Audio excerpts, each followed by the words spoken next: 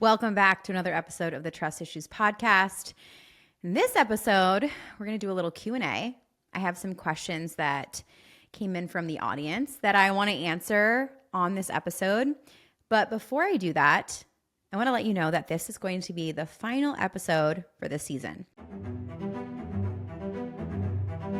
Welcome to the Trust Issues Podcast, the show where we question everything society tells us about how to live, work, eat, and be. I'm Erica Auckland, a mom, entrepreneur, and advocate for living life on your own terms. Here we challenge the status quo, from the food we feed our families to the way that we build wealth and well-being. You'll hear unfiltered conversations with everyone from farmers, financial experts, and everyday people who are doing life differently, all with one goal: to help you live healthier, freer, and more abundant. If you've ever felt like there's more to life than following the crowd, you're in the right place. Let's get into it. I'm going to be taking off for the summer season. This is my first summer as a mom who also isn't really working anymore full time. And that's kind of crazy to say because as a retired boss babe, we'll call it, I've always wanted this, but didn't know that it would be possible, I think. I don't know, there's a lot to unpack there, but ultimately, I really looked at the summer that I wanted to have with my kids, and I thought about, just this experience of being able to enjoy the season together, making memories, going out on adventures, and I just felt like the perfect time to take a pause and to take a break. And I think also for you, like as my listener, hey, what do you want to do this summer? What do you want to do for this next season? Depending on where you live in the world and what hemisphere you're at. You may be going into summer thinking, I want to take a little bit more time off of my phone. I want to take a little bit more time to spend with my kids more presently. I want to take a little bit more time to have less on my calendar. And that's really where this came from, this desire to just hit pause. And as much as I think all of the best podcasters in the world probably just keep pushing through, and I respect it, I felt like that was a little incongruent with the lifestyle that I want to have and just how I want to spend this season with my boys. And, I think about looking back at memories and as much as I'm so grateful for my phone, I'm so grateful for social media, I'm so grateful for this community. Like I literally wouldn't have what I have today, the life that I have today, had it not been for me showing up on social media. But I also think that sometimes when you've done something for a really long time and you're just used to it, it's kind of good to have a pattern interrupt and just to like press pause and try something new. Also, I just think about my kids looking at me and being on my phone all the time, and I just don't love that idea. I'm like, I know that I'm in a unique position where I'm grateful that I don't have to go and bust my butt right now in terms of being, a provider for my family or working, but I just look at this sweet season and I just really want them to remember. I want to remember myself. If anything, my babies are young. Like they might not remember this summer, but I will always remember that summer of 2025 where I took off so that I could be with my kids, so that I could be a mom and that I could be present. And so I'll be back. The show will carry on and the show will be back, but we're just going to take some time off. At the time of this recording, it's May 2025. We're about to go on a little family vacation. We're going to go to my family's lake house. Then we're going to go to a family vacation with my husband's family. And I'm very grateful for the freedom to be able to do that. We've worked really hard to be able to have those privileges. And I think, I'm living so many things that I prayed for once upon a time. And I don't want to miss them. I don't want to miss that this is my life and that I get to do these things. And just as much as I know I could be like more, work more, do more, have more, keep going, momentum. Because if anything, I think this season that where I'm at right now is really starting to just now build momentum. We've had some amazing interviews this season. We've had a lot of people on the show that have just been absolutely incredible. And my following on social media is growing every single day. Like there's momentum. And so a part of me is like, why would you kill it? Why would you kill the momentum? But I think at the end of the day, like what matters, at the end of the day. And, I'll come back, I'll be back and it's going to be good and it's all great. And sometimes taking a little breather is great for a refresh and a reset to re-inspire. I'm like all these alliterations and, I want to get re-inspired as well. So there you have it. I'll be back. The show will carry on. I plan to come back sometime around the fall. And I will also say that, we have a lot of things happening in our family, like some changes. We're going to be moving. We have some like relocation happening, which I will share more soon. I know I shared kind of like a part 1. So when I come back in the fall, I'll be able to share with you where we're at and all the updates, which will be really exciting. One thing I've learned about life is that everything kind of takes longer than you think. You're always like, yeah, okay, by this time I should be here. And it's like, I am looking down the barrel of the middle of 2025. Like just like that, I'm about to have a 1-year-old and a 3.5-year-old. Time goes by so fast. And, sometimes I want things to speed up so badly, and sometimes I want things to slow down. So this is one of those seasons where I'm like, I just want to slow down a little, enjoy it, and come back and be able to give you my very best. I don't want to do anything half-assed. So having said that, let's do some questions. Let's do some Q&A. And I'll be shouting you out because I have a lot of people who came in and asked questions, and I just literally pulled it all up on my phone. So let's just dive into it, okay? All right, so the first question comes from @Mishi Benitez, 2 Z's. She said, any tips for a second-time mama having a home birth? Congrats, mama. Have a home birth and crush it. You're going to do amazing. I have recorded some episodes on this. Honestly, I think that there's a lot of ways that you can mentally prepare your knowledge, your head knowledge, the things that But I think that there's a huge piece that we miss, and we miss it in our world because we're constantly looking for more and things outside of ourselves. This is something that I'm learning a lot right now, is just like coming back to yourself, like regulating your nervous system, like learning how to turn off, learning how to like sit with yourself, learning how to just be nourished. How can you like nourish yourself instead of constantly chasing the next thing? And that's something that I've realized and recognized in myself, like my own patterns, right? Like I've noticed that because I'm so used to being on and go, like I had and still do have a hard time sometimes just being like, turn off, put your phone away. Something that I've done recently is I have every night when we go up to bed, which is around like 9:00, I leave my phone downstairs. I never used to do that. I used to have my phone like within arm's reach. It would be off, but it would still be around in case I needed it. And I know that not everyone can possibly do that, right? But on a logistical level. But for me, I just was like, this is something I want to like give my nervous system a break on. Being plugged in so much, like plugged in all the time. I was just getting very tired of that. And so I think some of these little micro habits make such a huge difference. Something else that I've been doing is every single morning I get up and I go outside and I put my feet in the grass, even when it's cold and it rained the night before and it's like 50 degrees, I still do it.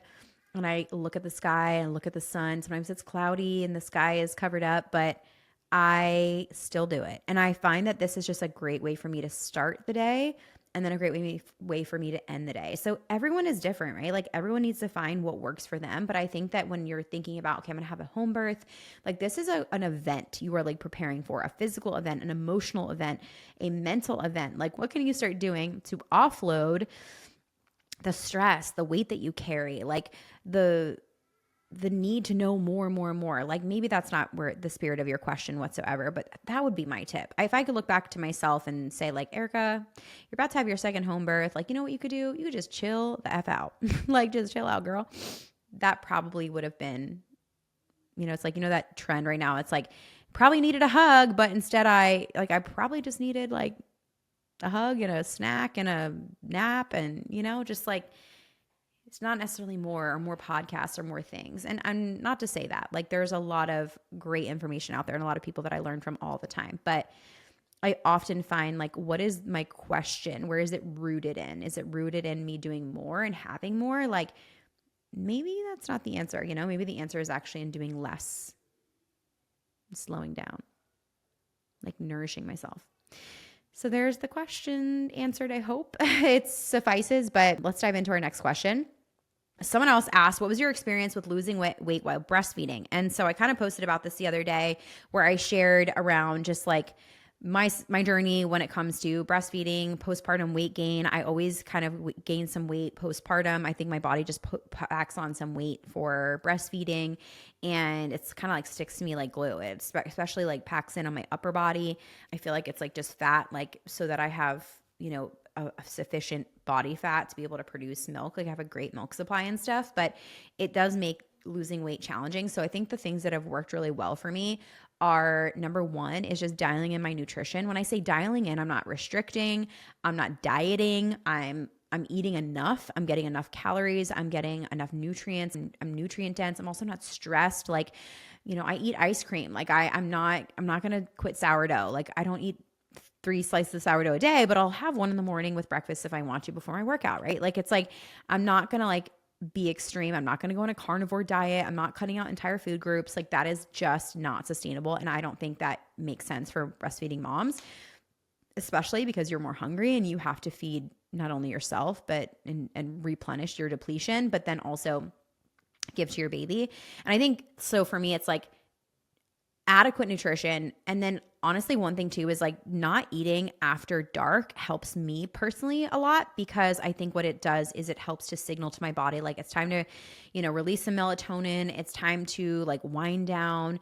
If your body is digesting food at night, I find for me, this is truth for me, that like I'm a kind of like, I just feel a little bit more inflamed. I feel like I don't sleep as well. Sleep is such a huge component as well to just reducing inflammation and feeling your best. So those are things that help me, as well as movement. Honestly, I'm just like, moving is just medicine to me. Walking. We did a long walk today to the park and I wore my baby as he's my weight vest. Everyone's talking about weight vested walks right now. I'm like, I got my own weight vest. It's my baby. And I just put him in the carrier and he's 20 pounds, probably more at this point. He's so heavy. And, I do my walks and work out, lifting weights. And I started incorporating hot Pilates as well. And I love hot Pilates. It's been a huge, just a shift for me, but also just has felt really good because I feel like I needed to sweat. I needed to like just really also take care of my joints, and some of that detoxification of sweating is so helpful. And I don't always have the time to go to a sauna. Like when I say don't always, I like rarely do. So I feel like all of these things, just like for me, I'm like, why is someone holding on weight? Like what stress is the body under, or what depletion is the body under? Because if the body is holding on to this, it's in my experience, there's a reason for it, right? It's an inflammation thing. It's a stress thing. It's a nervous system thing. It's your body needs to be signaled safety so that you can lose that weight and then you can get back to a great place. Like carrying extra weight on our bodies is not healthy. It does not, give us the best it's outcomes in terms of, what it does for the stress on our organs and our joints. And so, I always know that when I'm carrying that extra weight, like that does not feel good to me. My body hurts, my body aches. And for me, like the best thing is when I start to like drop those pounds and start to feel like I'm fitting back into my clothes again, because my body just feels best there. So I always feel like I just have to like signal to my body, like you're safe, like you're getting rest, you're moving, you're getting nutrients. All of those things is what helps me. And I'm still breastfeeding like a lot. Like my baby is chunky. He's drinking milk all night long. We co-sleep. So he's drinking milk whenever he wants it.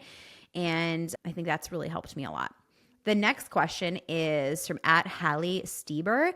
And she said, where was that cotton bathing suit that you shared before from? Okay. So listen, y'all.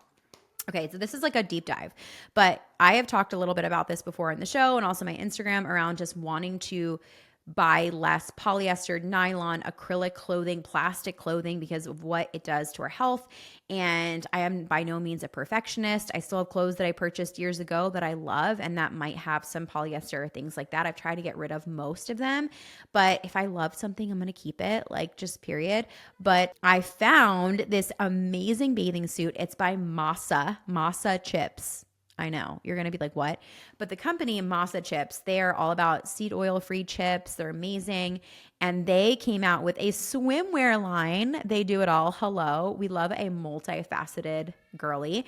And it's this 100% cotton bathing suit. I got it in red. It's a one piece. I think you can use my code Erica at checkout for a discount. Try it. Let me know if it works, but you can always buy chips with my code too. That'll also get you 20% off. But it's so cute. It's so comfy. It has a zipper on the top. They also have 2 pieces, which I might have to go and check out. It like snatches you at the waist. It's high waisted, which for me, I'm like, I like it like a high cut on the side. So it just kind of like makes me look snatched. So especially after having like 2 kids, like my midsection is just a little like, your girl's been through some things, and I'm 9 months postpartum at the time of this recording. Like, I'm going on family vacation, going to be in a bathing suit. So I need a little help. I need a little snatch, right? It's so cute and so comfortable. So it's just something to think about, right? Again, this is the top level. You do not have to be worried about your bathing suit this season. Go wear your bathing suit, girl. If that's the one that you love and that's the one that feels good on you, you wear it, who cares? But if you're I really want to take things to the next level and I would love to maybe buy a new bathing suit for myself this season, try it out, check them out. They're so cute. They're so comfy, and I haven't worn it in the water yet, but I'll keep you posted on that because I really do love it. Okay, next question is by @It's Gabby Jones, and she said, how are you doing lately with all the change? And I loved this question because I feel I'm can be viewed as a machine sometimes on social media. I just keep posting and keep showing up and keep smiling. But I am a person behind it all, and there's a lot of things that have changed in the last year. If you're new to the show, I closed my coaching business. I pulled back on showing up and working as much as I was, transitioned to be more of a stay-at-home mom, just putting my kids first. My dream of creating my supplement company, I just basically put that on pause indefinitely. I just started to realize that there was a lot of things that I wanted, and they all included being a more present mom, more present for my family, more present for myself, slowing down, having less on the to-do, and just enjoying this season. I felt very called that this was my season for that. And it's been interesting. I feel good. I feel great. There's also a part of me that when I do stuff like this, I'm so lit up and so excited. But I also wouldn't regret it. I don't regret it. I wouldn't change it for the world. I don't want to be doing more. I want to be doing less. I want to be on a farm with my kids, picking up the chicken eggs. I'm ready for my little ranch. That's what fuels me, is that dream. And that's why I do what I do, everything that I do right now. So you can probably hear my baby in the background. He's where's mom? So I'm good. I'm doing good. I'm doing good with all the change. I think it's the change that I resisted for a while, but once I welcomed it with open arms, it was like a sigh of relief. Okay, I'm finally giving myself permission to not have to do more. And for a long time, it's always been about doing more. And I can't. I don't want to. I really don't want to. @Shannon.Newlands, she said, what is your stance on vaccines? What did you allow for your kiddos or not? I'm having my first soon. First of all, congratulations. So excited for you. It's a big decision on whether to vaccinate or not. And I never will share my children's health journey or records online. It just does not feel safe to me or just wise. But I would say that there's an Instagram account. It's @JustTheInserts, and it's a very science-based, just fact-based, evidence-based Instagram account that has a lot more to it. There's a book, and there's a lot of resources there that you can look into and just read more, read more. You can talk to moms of both sides that they have vaccinated or not vaccinated. You can talk to people who have stories around it, who have experiences. I find that to be the best. And then I would check out that Instagram account. I would do that, and I would just start there. We all have kind of this entry to certain topics, right? Where we free fall or we do our little rabbit hole deep dive, right? And I would say that's a great entry point for that topic. So best of luck to you. The next person who asked a question is, there's so many people who ask this question about the Oura ring. Y'all, the Oura ring. So @Janny Slusher, if I'm getting it wrong, I'm sorry, Janny Slusher. She said, Oura ring, question mark. Okay, here's my take on this. So I had 2 Oura rings. I lost my first one. I got a second one. I also lost that one. But the second one I stopped wearing because I kept getting this rash around my finger. And I know that they say they're low EMF, but something about being hooked up to a device that was also communicating to my cell phone felt so out of alignment for me. And I just felt this constant need to have reporting on my body, need to have reporting on my heart rate variability, my temperature. I think there's, for someone who might feel very out of touch in your body, that might provide some information that would be helpful. But for me, like, I was like, this is so out of alignment in terms of like, I don't want to be on my phone more. I don't want more reasons to be on my phone. Like, I just want to disconnect. Like, and I felt like it was like against what I was trying to accomplish, like with being healthier. Like, let me just look and see, how did my sleep go last night? Because how many times do you have like an experience, but it's the reaffirmation of it. It's the like someone telling you like, yeah, you look really tired. And you're like, oh, now I feel even more tired because you told me that, right? Like, you might have been tired already, but it's like your brain's reticular system. You're looking for something to reinforce the belief. You know, they say if you're looking for a blue Jeep, you're going to see blue Jeeps everywhere because it's your brain's reticular system is literally telling you like, there's another one, there's another one, there's another one, but you probably wouldn't have noticed them otherwise. And that's how I feel about the Oura ring. I'm like, is this helping us or hurting us?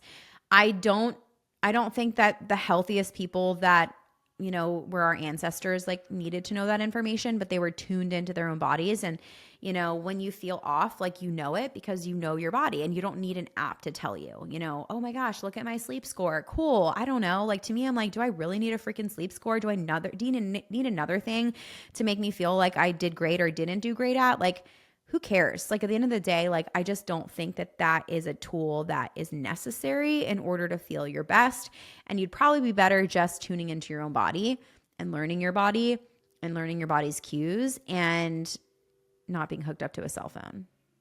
Hot take. Next question is, where did you grow up? This is at Buy It with Bree. Where did you grow up? How did you and your husband meet? I grew up in southeastern Pennsylvania, outside of Philadelphia, like 40 minutes north of the city. I met my husband in 8th grade homeroom. I walked into a new school, small Christian school. I was homeschooled until 8th grade.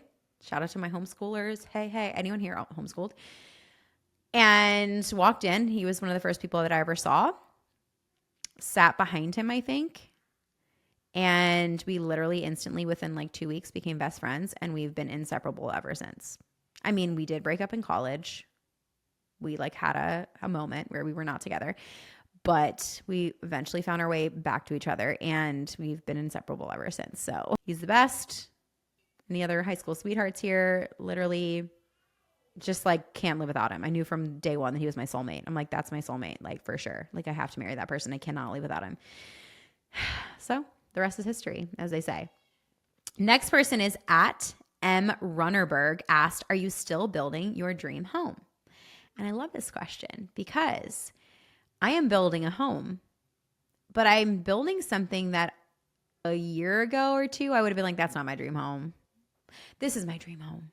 And I think I had this like vision of like how exactly I wanted my life to look like. And I wanted this like certain size. And I mean, when we first were going to build our dream home, we designed a 6,000 square foot home. And the 6,000 square foot home is beautiful.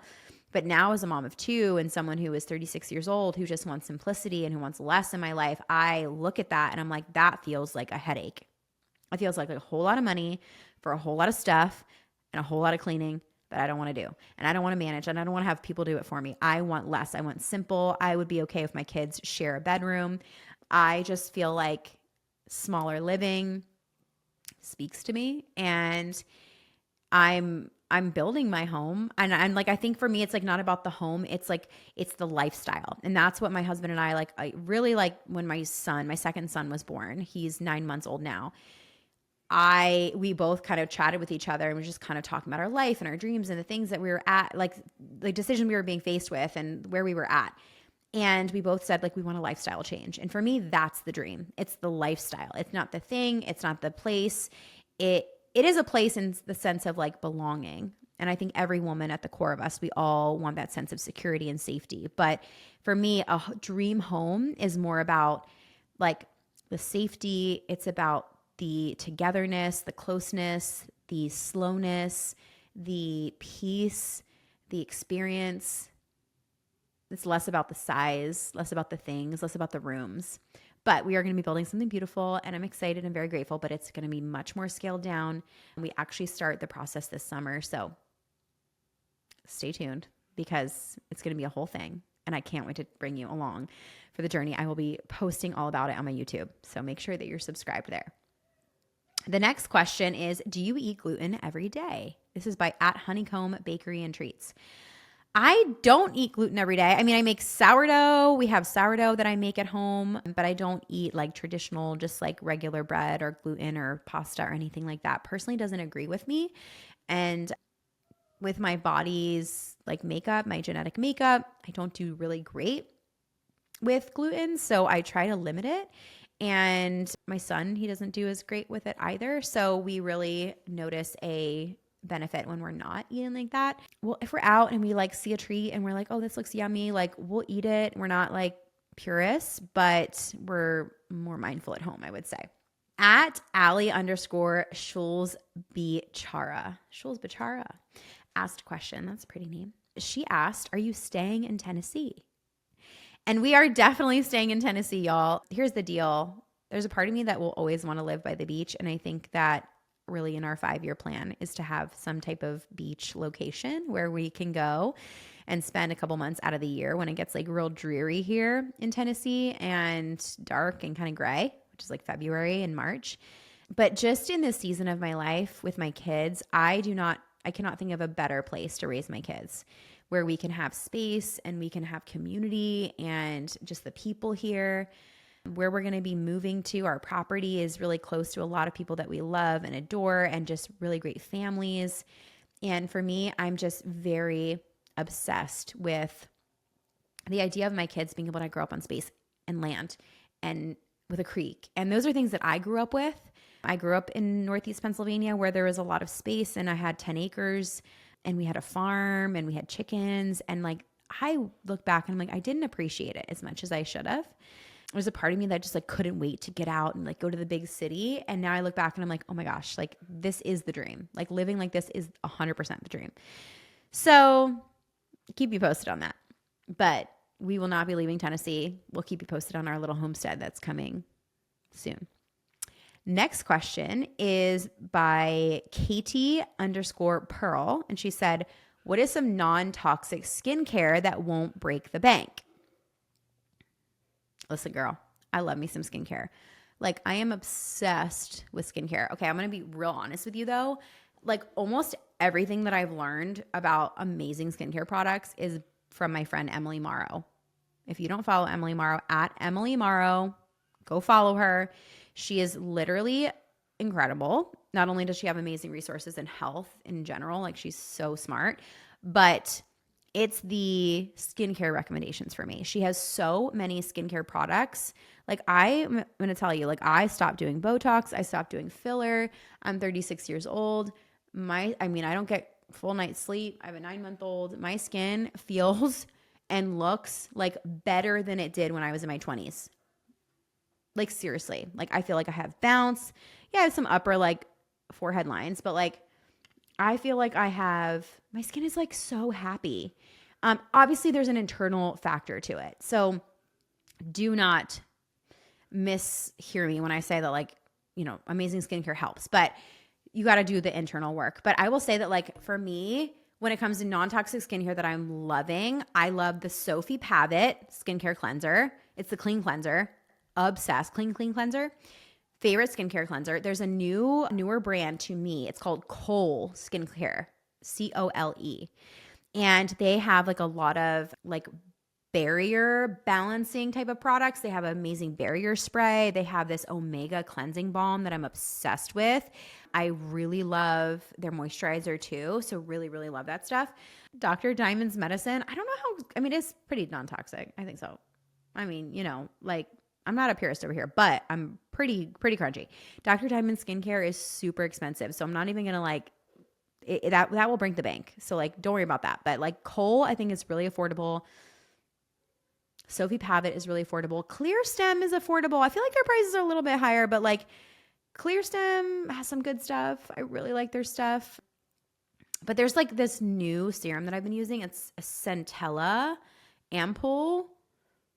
Probably butchering it, but they have this amazing serum that I've been putting on my skin morning and night. Oh, and there's this other one. It's called the Ember Waterless Bar. EMBER. Okay. It's this bar that's a serum bar This is literally one of my most favorite products ever. It has vitamin C. It has some other things in it as well that I'm forgetting, but non-pore clogging, non-toxic. And it's literally the serum bar that like works like gua sha, and you just like chisel away. And my skin loves it. Like my skin feels amazing when I'm using it. I literally have like two, they broke because I like, it comes as a bar, like a full bar. And then like as you use it, obviously it shrinks. And now I have like two little pieces of it. And I'm like, trying to use the rest of it because it's so good. It's so, so, so good. Someone just asked, okay, so next question is at Christina Oulette Fit. I recently stumbled here again. I followed you in your Monate days. What got you out and changed? So, hey, Christina, you can go back and listen to some of my earlier episodes in this season. But, you know, like, here's the thing that I always say, because everyone always asks me about my Monate world and my Monate days. And those are some of the best days of my life. Some of the best memories of my life. I would not be the person I am today had it not been for that journey. You know, I was a diehard Monate gal for 6 years, 7 years almost. And it was one of the best things that I've ever done. But I will say that it also just no longer fit with my lifestyle of once I became a mom and wanted to be home and I wanted to be on my phone less, I just started to phase out. And it wasn't one of these things that I was like, you know, I just started to feel in my gut that like this doesn't fit anymore. This doesn't align anymore. I don't want to be going on trips. I don't want to be doing some of these things. And I don't want to be on Zoom calls during dinner time. And I will say that that business can be built differently. But the way that I was standing and the way that I saw it, I had to just make a lifestyle pivot and a lifestyle shift. I still take care of my clients, my customers who buy products, and I'm grateful for them because they still pay the bills. Like they're amazing for continuing to purchase, even though I've really phased out. You know, I always loved the products when I was promoting them. I really, you know, we all have bad experiences with things. And I'm not going to say that every single thing was a bright and shiny thing. There was a lot of stuff that I went through behind the scenes that were really, really hard and really ugly at times.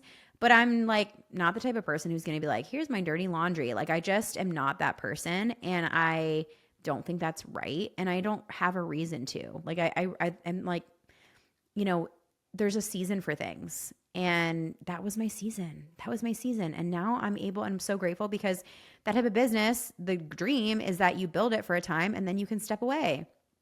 And then you could just say like, I'm good for a bit if you want to, or just forever or whatever.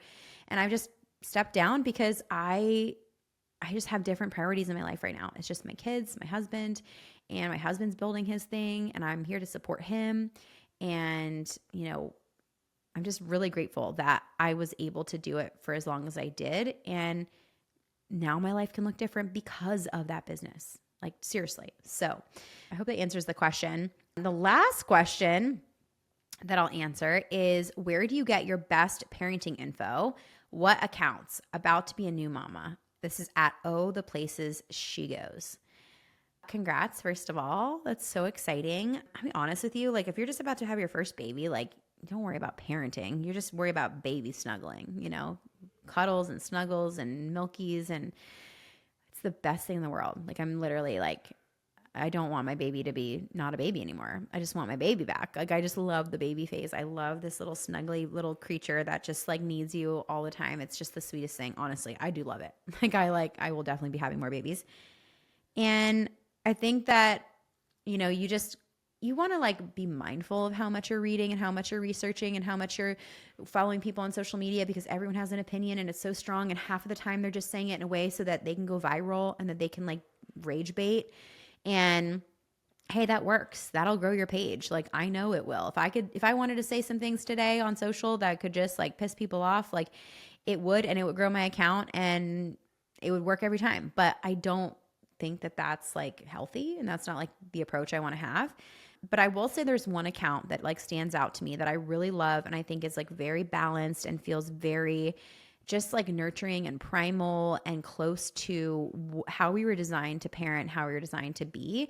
And it's at Raised Good. At Raised Good. I love their account. I think they have so much goodness on their account, and I've learned so much from their account. So I would just say pick like one or two places that you get your information from and just ignore the rest. Please, like, don't overwhelm yourself, because with me and my first, like, I was so the person who was like, this thing and this thing and this thing and this thing. I was so overstimulated. I was so over consuming, and my baby was really colicky, and my baby was really, my first baby like struggled a lot. We struggled in our postpartum season with breastfeeding, and I look back and I'm like, gosh, like I just needed to tune into me. I just needed to listen to my intuition and just put my baby on my chest and snuggle my baby and tune out the world and just be with my baby, So I think that obviously there's always nuance to it, but if I could just give you a tip there, just you don't need more information. Oftentimes we need less.